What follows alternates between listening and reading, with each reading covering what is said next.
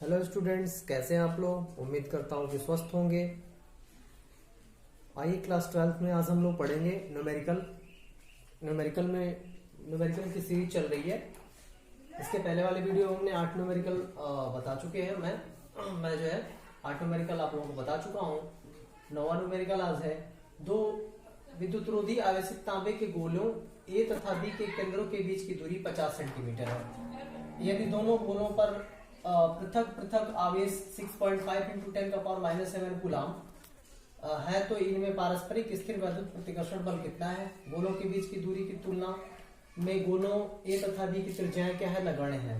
तो इसका मतलब कि क्या क्या दिया हुआ है सबसे पहले हम लोग नोट करेंगे। ठीक है, न्यूमेरिकल में सबसे पहले नोट करेंगे तो ये देखिए आपका जो है बीच की दूरी दिया हुआ है, ए और बी के बीच की दूरी दिया हुआ है। ठीक है, तो यानी कि इसका मतलब क्या दिया हुआ है कि आर की वैल्यू दी हुई है। तो आर बराबर कितना हो गया, 50 सेंटीमीटर।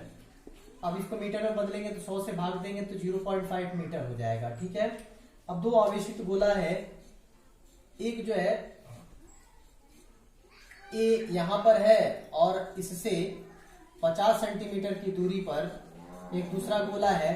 तो अगर इसको हम लोग क्यूए मान लें तो क्यूए की वैल्यू है 6.5 × 10⁻⁷ और अगर यहाँ पे क्यूबी माने तो क्यूबी इज इक्वल टू 6.5 × 10 का पावर क्या हो जाएगा, -7 कूलाम। ये दिया हुआ है। ठीक है, दोनों पर आवेश क्या है, समान है। ठीक है, तो यानी कि पृथक पृथक आवेश है, यानी कि जितना आवेश इस पर है उतना ही आवेश इस पर है।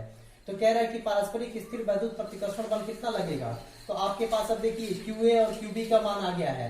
तो फार्मूला आप जानते हैं कि प्रतिकर्षण बल यानी कि कूलाम के नियम से क्या होगा भाई, F इज इक्वल टू प्रतिकर्षण बल F is equal to K और यहाँ QA इंटू QB अपान क्या लिखेंगे, R²। K का मान होता है 9 × 10⁹ और QA का मान होता है, QA का मान दिया हुआ है 6.5 × 10⁻⁷ इंटू 6.5 × 10⁻⁷ अपॉन R की वैल्यू कितनी है, 0.5 का होल स्क्वायर। इसको कैलकुलेट कर लेंगे तो ये जो है इनके बीच लगने वाला क्या निकल के आ जाएगा, प्रतिकर्षण बल निकल के आ जाएगा। आप लोग इसका कैलकुलेशन भली भांति कर सकते हैं, आप लोग कर लेंगे। जो आएगा वह किस में होगा, न्यूटन में होगा। ठीक है, अब इसके बाद से अगर हम लोग बात करें, अगर दूसरे की बात करें इसमें बी की, तो यदि प्रत्येक गोले पर आवेश की मात्रा दोगुनी तथा गोलों के बीच की दूरी आधी कर दी जाए तो प्रत्येक गोले पर कितना बल लगेगा। तो अब आइए, अब जो है आपसे कह रहा है कि प्रत्येक गोले पर आवेश की मात्रा दोगुनी कर दी जाए।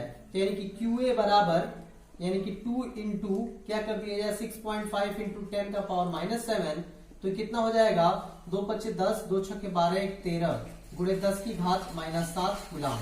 QB हो जाए आपका कितना, ये भी दोना हो जाए तो ये भी उतना ही हो जाएगा क्योंकि सेम आवेश है।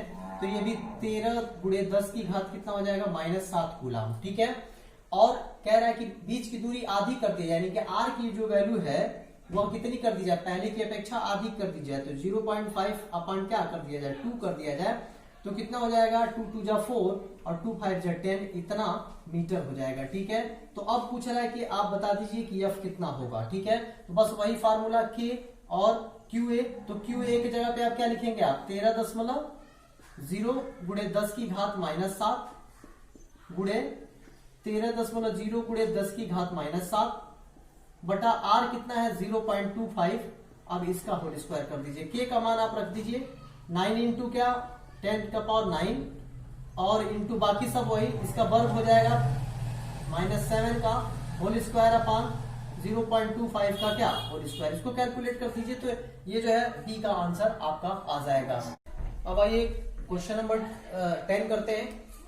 मान लीजिए कि प्रश्न 9 में यानी कि इसी प्रश्न से ये पूछा गया है, गोले ए तथा बी साइज में सर्वसम है, साइज में दोनों क्या है, बराबर है। ठीक है, इसी साइज का कोई तीसरा अनावेशित गोला जो आवेशित नहीं है उसको ला करके टच कराया जा रहा है, ए में भी और बी में भी। तो पहले गोले से पहले टच कराया जा रहा है, संपर्क कराया जा रहा है, तत्पश्चात दूसरे गोले से संपर्क कराया जा रहा है। ठीक है, तो यानी कि आप जो है यही ए और यही गोला बी है, दोनों सर्वसम है। एक तीसरा गोला ला करके इससे पहले टच कराया जाता है, फिर इससे टच कराया जाता है। ठीक है, तो अब मान लीजिए कि इस पर अगर आवेश Q हो, इस पर भी आवेश Q होगा, सर्वसम है। ठीक है। तो अब जब ही टच कराया जाएगी, ये अनावेशित गोला है, तो क्या होगा, इसका आधा आवेश इस पर चला आएगा। क्यों? क्योंकि इसके पहले बताया जा चुका है कि जब एक आवेशित गोले के पास एक अनावेशित गोला लाया जाता है, तो जो आवेशित गोला होता है उससे आवेशों का ट्रांसफर अनावेशित गोले पर होने लगता है, और तब तक होता है कि जब तक दोनों पर आवेश क्या हो जाए, बराबर न हो जाए। तो यानी कि इस पर Q आवेश है, इस पर से स्थानांतरण होगा तो आधा आवेश इस पर आ जाएगा। तो इसका मतलब कि अगर A से टच करा दिया जाएगा तो सबसे पहले तो इस पर कितना आवेश आ जाएगा, Q/2 आ जाएगा। ठीक है, अभी इस पे इससे टच नहीं कराया जा रहा है, सिर्फ अभी किससे टच कराया जा रहा है, A से टच कराया जा रहा है। तत्पश्चात इसको हटा लिया गया, तो जब इसको हटाएंगे तो ये इस पर आवेश कितना आ चुका है, Q/2 आ चुका है। तो अब इससे टच कराया जा रहा है B से, तो जब B से टच कराया जाएगा तो भाई आवेशों का स्थानांतरण होगा कि नहीं होगा, तो आवेशों का स्थानांतरण होगा। तो अब जरा कॉन्सेप्ट समझिएगा कि इस पर जितना आवेश है और इस पर जितना आवेश है, दोनों का हम सम करके आधा कर देंगे तो एक पर आवेश हो जाएगा। यानी कि इन दोनों पर अब आवेश की मात्रा जरा जोड़िए, तो Q प्लस क्या हो जाएगा, Q/2, और इसका आधा करेंगे तब दोनों को टच कराने पे आवेश की मात्रा एक पर पता चल जाएगा। यानी कि 2Q और 3Q, यानी कि 3Q अपान क्या हो जाएगा, 2 नीचे आएगा तो 2 2 जा 4, तो यानी एक पर आवेश कितना आ जाएगा, इससे टच कराने पे इतना आवेश हो जाएगा। ठीक है, तो अब आपसे पूछा जा रहा है कि अंत में दोनों से ही हटा लिया जाता है, अंत में इसको हटा लिया जाता है। तो जब हटाएंगे तो इस पर आवेश कितना आ जाएगा, इस पर, तो अब इस पर कितना आवेश आ जाएगा, इतना आवेश आ गया। ठीक है, अब इसके बाद से A तथा B के बीच नया प्रतिकर्षण बल कितना होगा, तो अब जो है मान लीजिए कि इसमें से आवेश कुछ निकल गया, आ गया, और इस पर से भी कुछ आवेश तीसरे वाले गोले पर चला गया, तो अब इनके बीच में आवेश कितना बचा।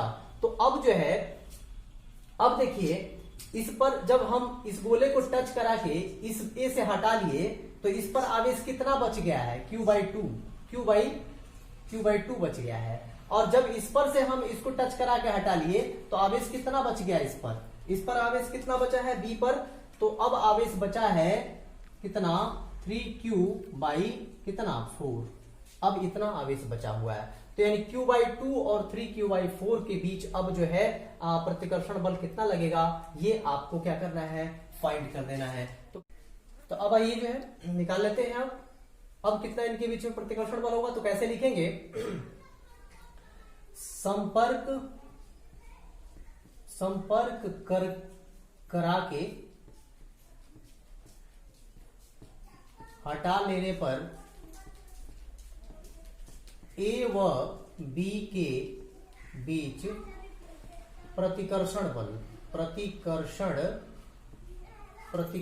बल F मान लें तो वही फार्मूला लगेगा, फार्मूला चेंज नहीं हुआ, K और Q, तो Q1 की जगह पे क्या बचा है भाई, Q/2 इंटू Q2 की जगह पे क्या है, 3Q/4 आ गया। ठीक है, अपान R², बीच की दूरी तो वही है भाई, कितना, 0.5 का होल स्क्वायर, यानी कि 0.5 है, तो 0.5 का क्या लिखेंगे, होल स्क्वायर लिखेंगे। ठीक है, तो अब ये जो है K की जगह पे हम लिखेंगे 9 × 10⁹, और इंटू, अब इसको सॉल्व करिए तो ये ऊपर का ऊपर मल्टीप्लाई करेंगे तो 3Q² अपान, अब ये देखिए 8, 2 4 जा 8 इंटू 0.5 का होल स्क्वायर। ठीक है, अब उसके बाद से अब Q का मान रख दीजिए, आपके पास Q का मान दिया हुआ है, इसमें से आप रखेंगे Q का मान कितना दिया हुआ है, 6.5 × 10⁻⁻7, तो अब इसको रख दीजिए तो 9 × 10⁻9 और इंटू 3 × 6.5 × 10⁻7 का होल स्क्वायर अपान 8 इंटू इसका वर्ग कर देंगे तो 5 × 5 = 25, इतना हो जाएगा। ठीक है, तो अब इसको जो है अगर जनरली आप सॉल्व कर लेंगे तो ये न्यूटन में आपका क्या आ जाएगा, आंसर आ जाएगा। ठीक है, यानी कि नीचे जो है आपको कुछ नहीं करना है, आपको क्या करना है, इसका सॉल्यूशन कर लेना है, मैथमेटिकल टर्म है, आप लोग कर लेंगे। ठीक है, तो मुझे उम्मीद है कि ये दोनों न्यूमेरिकल अच्छे से आप लोगों को समझ में आया होगा। नेक्स्ट वीडियो में मैं और न्यूमेरिकल की सीरीज लेके आऊंगा, तब तक इतना पढ़ते रहिए, स्वस्थ रहिए, धन्यवाद।